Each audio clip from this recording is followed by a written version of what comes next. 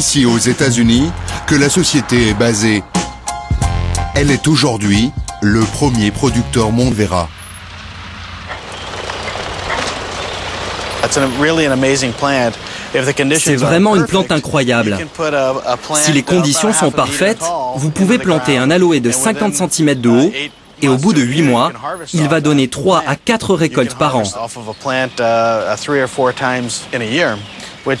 En tout, on cueille 12 millions de kilos d'aloe chaque année. 12 millions de kilos? Oui, rien que sur ce champ.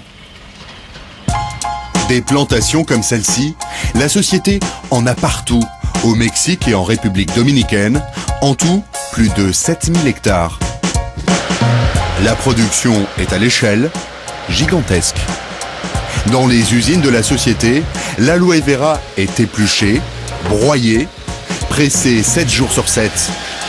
En 4 heures, la plante est transformée en un jus qui vaut de l'or, près de 30 € le litre. À 800 km de là, Dallas, la plaque tournante de l'aloe vera. C'est de cet entrepôt que la marque exporte ses produits vers le marché mondial. Là, c'est la zone de réception. C'est l'endroit où l'on travaille le plus dans tout le bâtiment. Dans ces caisses, il y a du jus d'aloe vera pur. 1300 litres dans chaque conteneur. Ça vient directement de nos fermes partout dans le monde, de la République dominicaine au sud du Texas. Des containers comme celui-ci, il en arrive 250 tous les matins. Plus de 300 000 litres d'aloe vera transitent ici chaque jour. La société fabrique plusieurs sortes de boissons et des cosmétiques, tous à base d'aloe vera. Ça, c'est du savon liquide. On a le meilleur savon liquide du monde. En 30 ans, la marque a conquis la planète. Chiffre d'affaires global, 2 milliards de dollars. Et voilà le meilleur dentifrice du monde, à l'aloe vera. Du dentifrice? Oui, du dentifrice. Vous faites toutes sortes de produits différents avec l'aloe vera? On peut faire ce qu'on veut avec l'aloe vera. Tout ce qu'on veut? Tout ce qu'on veut. On peut tout faire et surtout, faire fortune. L'homme qui a lancé la mode de l'aloe vera habite à 2000 km de là, dans un décor de rêve. Il a bâti un véritable empire, dont le siège mondial se trouve ici, à Scottsdale, en plein cœur de l'Arizona.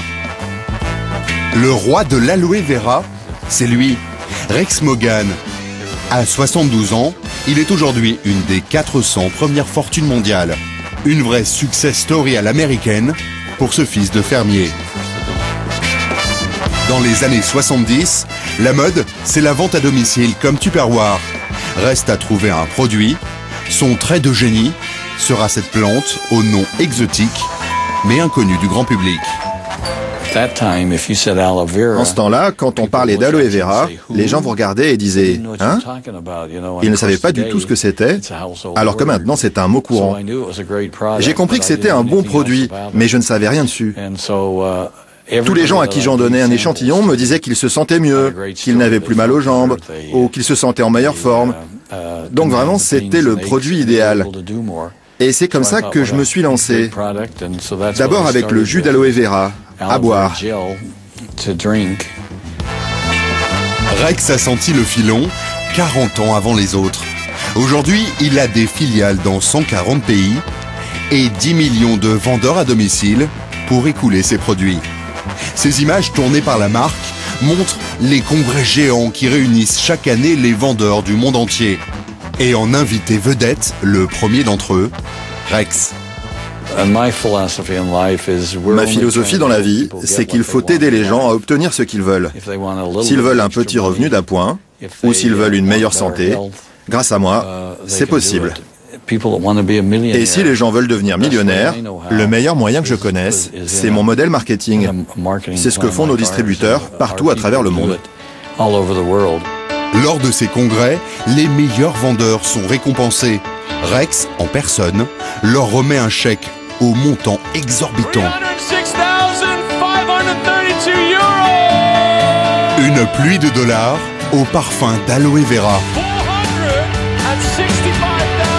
Jusqu'à plus de 460 000 €. La plante de l'immortalité survivra sans doute à son succès.